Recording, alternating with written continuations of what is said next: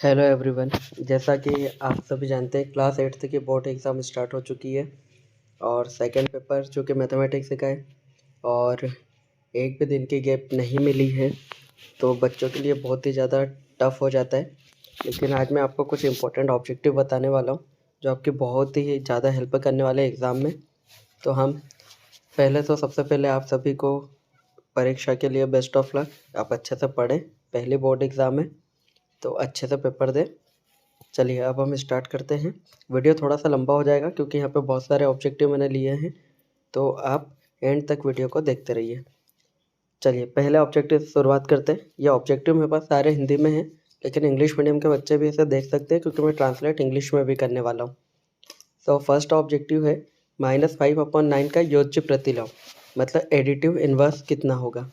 योज्य प्रतिलोम additive inverse का मतलब क्या होता है, हमें जैसे जिन भी नंबर का एडिटिव इन्वर्स निकालना होता है तो हमें एक ऐसा नंबर ढूंढना होता है जिसका उसमें प्लस करे और आंसर 0 आ जाए। जैसे -5/9 में यदि मैं प्लस का 5/9 प्लस करता हूँ तो आंसर 0 आ जाएगा। तो फर्स्ट वाले क्वेश्चन का आंसर कितना हो जाएगा, 5/9। सेकेंड ऑब्जेक्टिव है एक सिक्के को उछालने पर पट्ट आने की प्रायिकता कितनी होगी। यदि हम एक सिक्के को उछालते हैं तो उसमें दो ही पॉसिबल रिजल्ट होते हैं, हेड या टेल। अब वो अपने से टेल की प्रोबेबिलिटी पूछ रहा है, जो कि टेल उसमें 1 टाइम आएगा। तो जो फेवरेबल आउटकम है वो है 1, टोटल आउटकम है 2। प्रोबेबिलिटी का फार्मूला होता है favourable outcome upon total outcome, तो आंसर हो जाएगा 1/2।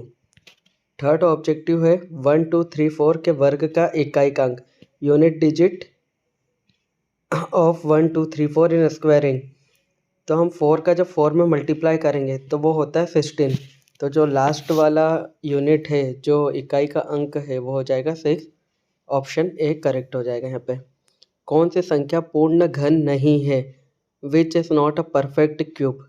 परफेक्ट क्यूब देखिए 27 तो परफेक्ट क्यूब होता है 3 का।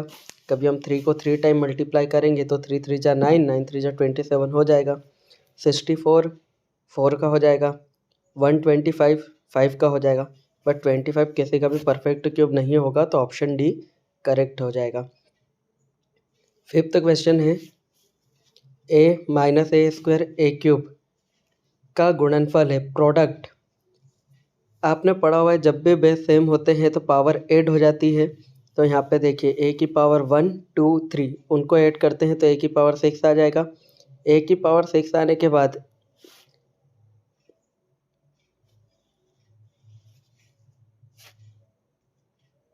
फिफ्थ ऑब्जेक्टिव एक बार फिर देखते हैं।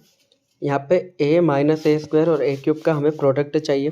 तो जब भी हम कितनी भी 3 नंबर का प्रोडक्ट करते हैं या कांस्टेंट का प्रोडक्ट करते हैं, वेरिएबल का प्रोडक्ट करते हैं, तो उसके लिए हमें बेस देखना होता है और यदि सभी का बेस इक्वल है तो पावर ऐड हो जाती है। तो यहाँ पे देखिए सभी का बेस है और पावर 1 2 3 तीनों को प्लस करते हैं तो a⁴ और जो कि एक यहाँ पे माइनस है तो आंसर जो है वो नेगेटिव आएगा। तो आंसर हमारा सही हो जाएगा -a⁴ हो जाएगा। जो हमारा नेक्स्ट क्वेश्चन है, क्वेश्चन नंबर 6, वो है 1/2 की पावर -5 की वैल्यू कितनी होगी। देखिए बेटा, जब भी मैंने आपको बताया था कि जब भी हमें वैल्यू पॉजिटिव चाहिए हो तो हम पावर जो 1/2 है उसका रेसिप्रोकल 2/1 लिख लें। तो जब हम इसे 2/1 लिखेंगे तो इसकी पावर 5 हो जाएगी। अपॉन में 1 का कोई मतलब नहीं होता, तो जो आंसर है वो 2 की पावर 5 हो जाएगा। और 2 की पावर 5 मतलब 2 × 2 × 2 × 2 × 2, ऐसे आप 5 टाइम मल्टीप्लाई करेंगे तो आंसर जो है वो 32 आ जाएगा। नेक्स्ट है 5 मीटर कपड़े का मूल्य 210 रुपये है तो 10 मीटर कपड़े का मूल्य कितना होगा। If the value of 5 metre cloth is 210 rupees, तो what is the value of 10 metre cloth. बहुत ही सिंपल है, 5 मीटर की 210 रुपीज़ है तो 10 मीटर की इससे डबल 420 रुपीज़ हो जाएगी। पूछा है 5x + 9 = 5 + 3x, what is the value of x। Value of x find करने के लिए आप जो प्लस का 3x है वो उधर जाके माइनस का हो जाएगा। तो 5x में से 3x माइनस करेंगे तो LHS वाली साइड 2x बचेगा। प्लस का 9 5 के साइड जाके नेगेटिव हो जाएगा तो 5 - 9 -4 हो जाएगा। तो 2x = -4 और x = -4/2 होके 2 × 2 = 4 और -2 आंसर आ जाएगा। नेक्स्ट क्वेश्चन है संख्या 1 to 1 का वर्गमूल है। वर्गमूल मतलब स्क्वायर पूछ रहा है।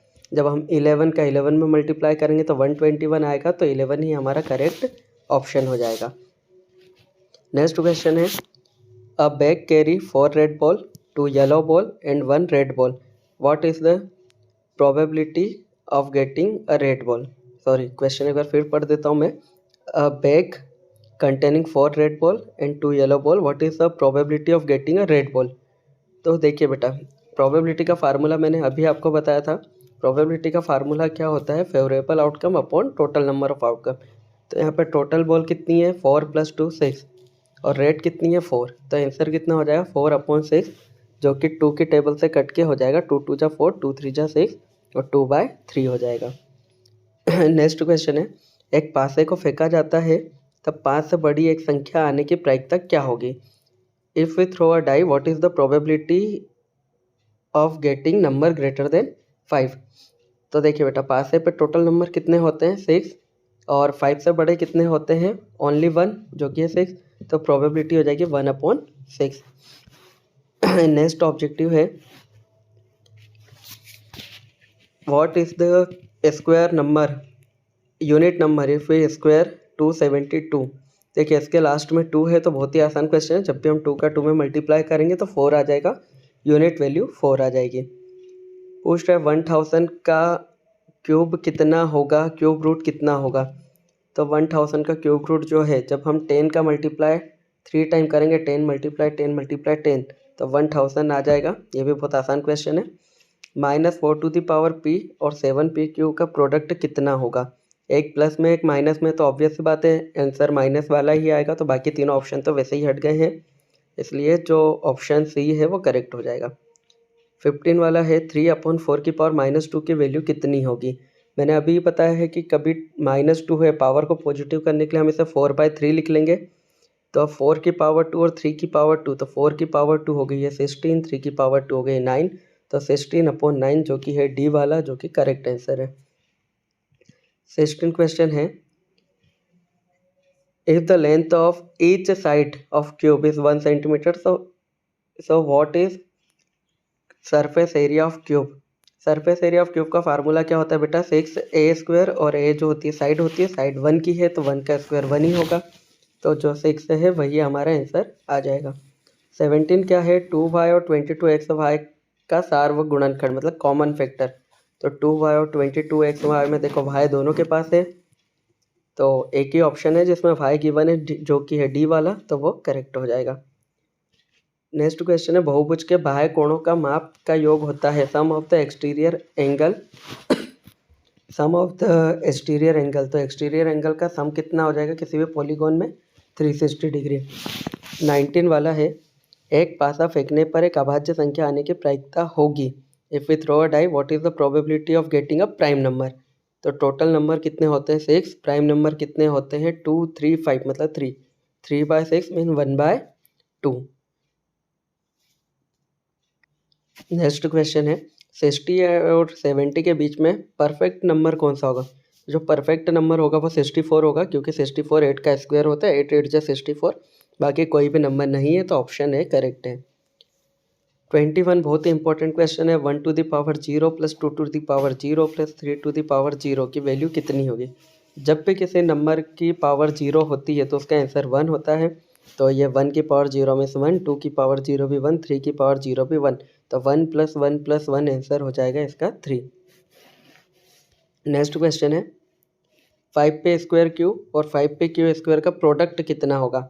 तो 5 और 5 का प्रोडक्ट 25 हो जाएगा।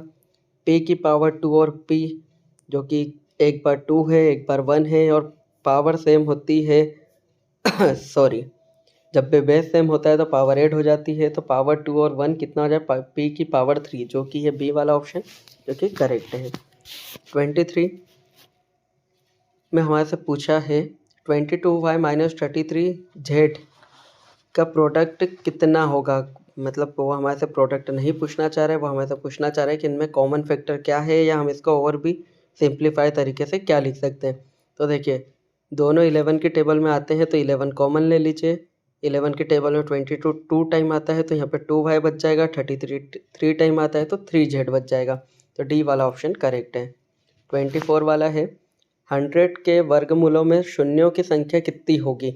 वो पूछ रहा है जब हम 100 का स्क्वायर निकालेंगे या जब हम 100 का स्क्वायर रूट निकालेंगे तो कितने जीरोस आएंगे। तो 100 जो कि है 10 का स्क्वायर रूट होता है और 10 में एक ही जीरो होता है तो इसका आंसर जो है वो 1 आ जाएगा। 25 जो है संख्या 512 के घनमूल का इकाई का अंक होगा। अगर हम 5.2 का क्यूब रूट निकालते हैं तो उसमें यूनिट डिजिट क्या होगी। तो यूनिट नंबर पे यहाँ पे 2 है, 2 का 3 टाइम प्रोडक्ट कर लीजिए, 2 × 2 तो हो जाएगा 8 और 8 ही करेक्ट है। टी का मान होगा find the value of T. अभी सेम क्वेश्चन कर रहा जो 3t है प्लस का वो उधर जाके माइनस का हो जाएगा। तो 5t - 3t = 2t। माइनस का 3 इधर आके प्लस का हो जाएगा -5 + 3 ये हो जाए -2। तो ये 2 से 2 कैंसिल हो जाएगा, बचा यहाँ पे -1। 27 बहुत ही आसान क्वेश्चन है। देखिए पूरे ब्रैकेट की पावर 0 है और किसी की भी पावर 0 हो तो आंसर 1 ही आता है। तो डी वाला करेक्ट हो जाएगा। 28 क्वेश्चन है कौन सी संख्या पूर्ण घन नहीं है। Which is not a perfect cube root which is not a perfect cube.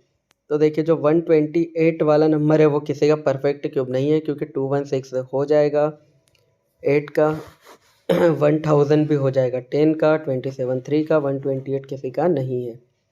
29 same question है अभी करा। Bag contain 4 red pen 2 blue pen. Total pen कितनी है यहाँ पे 6 और हमें इसमें से पेन निकालना है रेड पेन। तो रेड पेन यहाँ पे कितनी है 4 तो प्रोबेबिलिटी हो जाएगी 4/6 और 2 से कटने के बाद 2 × 2 = 4 2 × 3 = 6 और आंसर हो जाएगा 2/3। जो 30 वाला क्वेश्चन है -13/19 का योज्य प्रतिलोम एडिटिव इन्वर्स अभी आपको बताया तो इसमें क्या प्लस करें कि आंसर 0 आ जाए। तो जो है वो हो जाएगा प्लस का 13/19 जो कि उसका करेक्ट आंसर होगा। नेक्स्ट है 12x + 36 से x का हमको सिंप्लीफाई करना है, प्रोडक्ट फैक्टर निकालना है, गुणनखंड निकालना है। तो देखिए दोनों में 12 कॉमन है तो 12 कॉमन ले लीजिए, बचेगा x और 12 × 3 = 36। तो जो डी वाला ऑप्शन है वो करेक्ट है। नेक्स्ट क्वेश्चन है निम्नलिखित में से किस संख्या का घन विषम होगा। कौन सा नंबर है जिसका हम क्यूब निकालेंगे तो वो ओड नंबर होगा। तो देखिए 10 का क्यूब तो 1000 होता है जो कि इवन नंबर है। 12 का क्यूब भी इवन हो जाएगा, 14 का क्यूब भी इवन हो जाएगा, 11 का क्यूब जो है लास्ट में 1 आएगा, इस वजह से वो ऑड नंबर होगा। 33 वाला क्वेश्चन है 4 सेंटीमीटर साइड वाले क्यूब का वॉल्यूम कितना होगा। मीन्स हमको वॉल्यूम ऑफ क्यूब निकालना है। वॉल्यूम ऑफ क्यूब का फार्मूला आपको पता है, साइड का क्यूब होता है, साइड है 4 मतलब 4 × 4 × 4 बहुत ही आसानी के साथ 64। और जब भी हम वॉल्यूम निकालते हैं किसी का भी तो वहाँ पे हम सेंटीमीटर और क्यूब लगाते हैं। जो भी यूनिट दी हुई है, मीटर दी हुई है तो मीटर क्यूब लगाइए, सेंटीमीटर दिया हुआ है तो सेंटीमीटर क्यूब लगाइए। 34 क्वेश्चन है 30 और 40 के बीच की पूर्ण वर्ग संख्या परफेक्ट स्क्वायर वो है 36। नेक्स्ट क्वेश्चन है -4p और 7p तो एक प्लस का एक माइनस का है तो ऑब्वियस सी बात है आंसर माइनस वाला होगा। तो जो इसमें सी वाला ऑप्शन है वो करेक्ट है। -4/9 + -4/9 बहुत ही इंटरेस्टिंग क्वेश्चन है। देखिए ब्रैकेट में प्लस और माइनस है तो प्लस माइनस माइनस हो जाएगा। डिनोमिनेटर सेम है तो हम 9 को 1 टाइम लिखेंगे, -4 और -4 प्लस होके -8 हो जाएंगे। तो -8/9। निम्नलिखित में से कौन सा समीकरण है। समीकरण वो होता है जिसमें इक्वल लगा हुआ हो और एक साइड कांस्टेंट हो एक साइड वेरिएबल हो। तो अ वाला सही है, बी वाले में भी इक्वल है पर दोनों साइड इसमें कांस्टेंट हो चुके हैं इसलिए ये इक्वेशन नहीं है। किसी चतुर्भुज के चारों अंतःकोणों का योग होता है sum of the interior angle of quadrilateral. तो जो होता है वो होता है 360 डिग्री। 39 वाला क्वेश्चन है 6 सेंटीमीटर भुजा वाले वर्ग का क्षेत्रफल होगा। हमको एक स्क्वायर की साइड दे रखी है 6 सेंटीमीटर और हमें से एरिया पूछ रहा है। तो एरिया ऑफ स्क्वायर कितना होता है साइड इंटू साइड। तो 6 centimetre into 6 centimetre = 36 centimetre square. जब भी हम एरिया निकालते हैं तो स्क्वायर लगाते हैं। 35 किलोमीटर का 25 किलोमीटर से अनुपात कितना होगा, मतलब हमें दोनों का रेशियो फाइंड करना है। तो आप 35/25 लिख दीजिए। 35 5 से 7 टाइम कैंसिल हो जाएगा, 25 5 टाइम कैंसिल हो जाएगा, तो आंसर जो है वो 7/5 आ जाएगा। जो आगे लिखा रहता है उसे ऊपर ही लिखना है, जो पीछे लिखा रहता है उसको डिवाइड में लिखना है। अगला क्वेश्चन है, एक आयत की लंबाई 4xy और चौड़ाई 6xy² है तो क्षेत्रफल कितना होगा। मतलब हमें एक रेक्टेंगल की लेंथ गिवन है 4xy, ब्रीथ गिवन है 6y² और एरिया पूछ रहा है, तो एरिया कितना होता है लेंथ इंटू ब्रीथ। तो जब आप 6y² और 4xy का मल्टीप्लाई करेंगे तो 6 4 जा 24, x ऐसे ही आ जाएगा, y की पावर 2 और y की पावर 1, y की पावर 3 हो जाएगी, जो कि सी वाला ऑप्शन है और करेक्ट है। 42 -3 की पावर 2 - 6, जब 2 - 6 करेंगे तो -4 हो जाएगा, और -3 की पावर -4 या -3 की पावर -4 को जब हम 1 के अपॉन में लिखेंगे तो हो जाएगी 1/3 की -3 की पावर +4, तो बी वाला ऑप्शन करेक्ट है। मूल बिंदु के निर्देशांक, most important question, coordinate of origin जो कि होते हैं 0,0। स्वामी भारती कृष्ण तीर्थ का जन्म किस राज्य में हुआ था। स्वामी भारती कृष्ण तीर्थ जो कि बहुत ही प्रसिद्ध मैथमेटिशियन है, उनका जो बोर्न है वो किस स्टेट में हुआ था, ये अपने से पूछने चाह रहे हैं, तो ये आपको याद रखना है, तमिलनाडु में हुआ था। सबसे छोटी रामानुजन संख्या है, which is the smallest Ramanujan number. तो रामानुजन का जो नंबर बहुत ही ज़्यादा फेमस है, जो हर किसी को पता होना चाहिए, वो है 1729। इसे हार्डी रामानुजन नंबर भी कहते हैं। a² - 2ab + b², ये तो एक बहुत ही आसान आइडेंटिटी है, a - b के होल स्क्वायर के। 2x - 3 = 7 में x की वैल्यू कितनी होगी, तो बहुत आसान है, माइनस का 3 7 के पास जाके प्लस हो जाएगा, तो 7 + 3 10 हो जाएगा। 2x = 10 और 2 जो मल्टीप्लाई में उधर जाके डिवाइड में, तो 10/2, तो 2 5 जा 10, तो x की वैल्यू 5 हो जाएगी यहाँ पे। 48 वाला क्वेश्चन 10⁻⁻6 है, तो आप इसे 1 के अपॉन में लिख के प्लस कर लीजिए, या फिर आपको एक और ट्रिक पता होगी कि 10⁻⁻6 है तो जो पॉइंट है उसको 6 और आगे बढ़ा दीजिए आप, तो 3 के बाद 5 और आगे 0 लगा दीजिए और फिर पॉइंट लगा दीजिए, तो जो कि डी वाला बन जाएगा और करेक्ट रहेगा। 49 वाला क्वेश्चन, -3/8⁻⁻5 किसके इक्वल है। तो जब भी पावर नेगेटिव हो उसका पॉजिटिव करने के लिए हम रेसिप्रोकल कर देते हैं, तो इसे हम 8/-3 लिख के पावर 5 लगा देंगे, तो जो कि है डी वाला ऑप्शन और करेक्ट है। नेक्स्ट क्वेश्चन है, 5 मीटर कपड़े का मूल्य 210 रुपये, तो 10 मीटर का मूल्य कितना होगा। ये रिपीटेड ऑब्जेक्टिव हो चुका है, इसलिए इसे हम नहीं कर रहे। 9x² - 36 का फैक्टर, 9x को आप लिख लीजिए 3x का होल स्क्वायर, 36 को लिख लीजिए 6 का होल स्क्वायर। a² - b² की आइडेंटिटी लगा दीजिए, जो कि होती है a + b, a - b, और फर्स्ट वाला ऑप्शन करेक्ट हो जाएगा। 8x + 8/8 का सिंपलेस्ट फॉर्म कितना होगा, तो ऊपर 8 दोनों के पास है, 8 कॉमन ले लीजिए, बचेगा x + 1। न्यूमरेटर के 8 से डिनोमिनेटर का 8 कैंसिल हो गया, बचा x + 1। एक अक्ष पर स्थित बिंदु के निर्देशांक हो गए। कभी कोई पॉइंट x एक्सिस पे है तो उसका y कोऑर्डिनेट 0 होता है, ये हमें पता होना चाहिए। तो x वाली वैल्यू रहेगी, y वाली वैल्यू 0 हो जाएगी, तो x, 0 इसका करेक्ट ऑप्शन है, जो कि option D. Fill in the blanks, ये यहाँ पे दिए हुए। अब वीडियो बहुत ज़्यादा लंबी हो जाएगी, इसलिए आप सभी एक बार देख लीजिए, पढ़ लीजिए। कोई कभी समझ में नहीं आ रहा हो तो आप कमेंट कर दीजिए, मैं इसे जूम करता हूँ ताकि आप इसका स्क्रीनशॉट भी ले पाएँ आसानी से।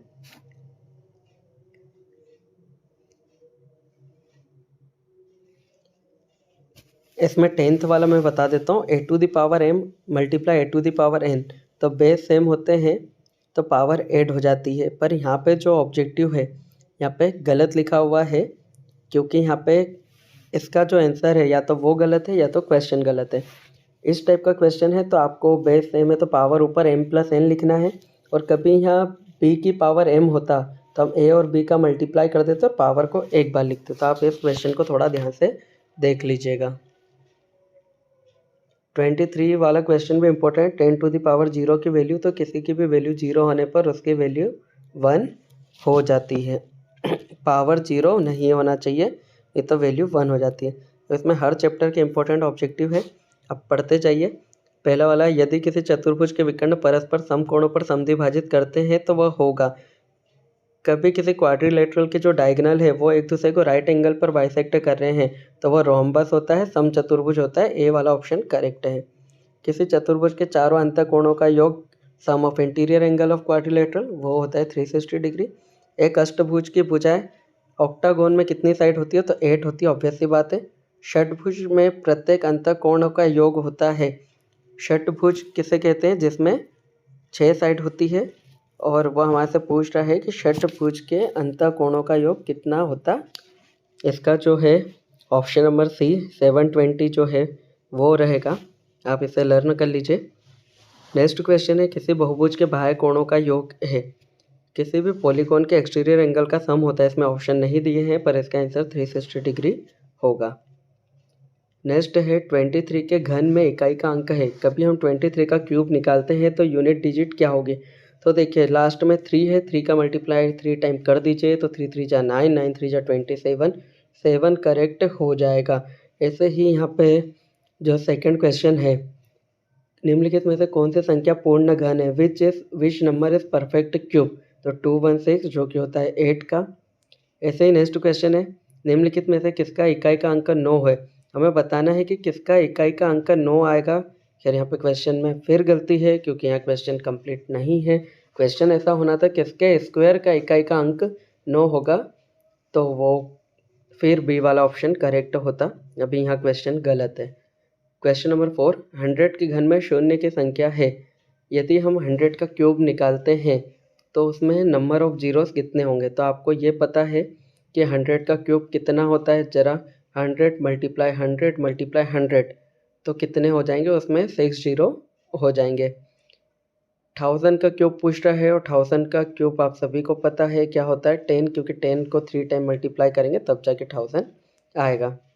प्रोबेबिलिटी बहुत इंपॉर्टेंट ऑब्जेक्टिव है। जब एक सिक्के को उछाला जाता है तो चित्त प्राप्त करने की प्रायिकता। When we toss a coin what is the probability of getting a head? Head की पूछे या टेल की पूछे, बेटा दोनों में ही आंसर 1/2 ही लिखना है। जब एक पासे को फेंका जाता है तो 2 आने की प्रायिकता है। When we throw a die what is the probability of getting a number 2? एक डाई के ऊपर टोटल नंबर 6 होते हैं और 2 उसमें 1 टाइम आता है तो प्रोबेबिलिटी हो जाएगी 1/6। संपूर्ण और उसके एक भाग को दर्शाने वाला आलेखीय निरूपण क्या कहलाता है? क्या कहलाता है बेटा? तो वो कहलाता है पाई चार्ट। संकेतों का प्रयोग करते हुए आंकड़ों का चित्रीय निरूपण है। क्वेश्चन पूछ रहा है कि जब हमें कुछ नोटेशन गिवन होते हैं और हम उनका यूज़ करके जब कोई हम डेटा है उसको हम डायग्रामेटिक रिप्रेजेंटेशन करते हैं तो क्या होता है? तो इसका जो है ये गिवन है चित्रालेख, जो कि बार डायग्राम भी होता है। दिए गए आंकड़ों का बहुलक है। आपसे यहाँ पे मोड पूछ रहा है। मोड क्या होता है? Most frequent data. जो भी नंबर आपको ज़्यादा टाइम दिख रहा हो वो मोड हो जाएगा। तो यहाँ पे देखिए मुझे 9 जो है वो काफ़ी बार दिख रहा है, इसलिए मोड जो है उसका 9 हो जाएगा। जो नेक्स्ट वाला है, -1/16 की वैल्यू क्या होगी? -1 की पावर जब भी इवन होती है तो आंसर 1 आता है, ओड होती है तो -1 आता है। अभी 16 जो है इवन नंबर है तो आंसर जो है वो कितना हो जाएगा? प्लस का 1 हो जाएगा। फिर ये ऑब्जेक्टिव मैं बता चुका हूँ, किसी की भी पावर 0 तो वैल्यू 1 हो जाती है। ये इसके बाद के सभी ऑब्जेक्टिव हम ऑलरेडी डिस्कस कर चुके हैं, तो वीडियो ज़्यादा लंबा ना हो इसलिए हम ये ऑब्जेक्टिव डिस्कस नहीं करने वाले हैं। तो यही थे बहुत ही इंपॉर्टेंट ऑब्जेक्टिव। आप इन्हें अच्छे से पढ़िए। यदि कुछ समझ में नहीं आ रहा हो तो कमेंट करिए, मैं आपको ज़रूर बताऊँगा। सभी को मैथमेटिक्स के पेपर के लिए बेस्ट ऑफ लक। अच्छे से पेपर दीजिए, फर्स्ट बोर्ड एग्ज़ाम है तो घबराने की कोई ज़रूरत नहीं है, आपका पेपर बहुत ही अच्छा होगा। चलिए अब हम मिलेंगे और नेक्स्ट वीडियो में। जब तक आप क्लास 9th में शायद पहुंच चुके होंगे तब आप क्लास 9th के लेक्चर देखिए। और वीडियो अच्छी लगी हो तो मेरे चैनल को सब्सक्राइब कीजिए। धन्यवाद। Thank you for watching our YouTube channel.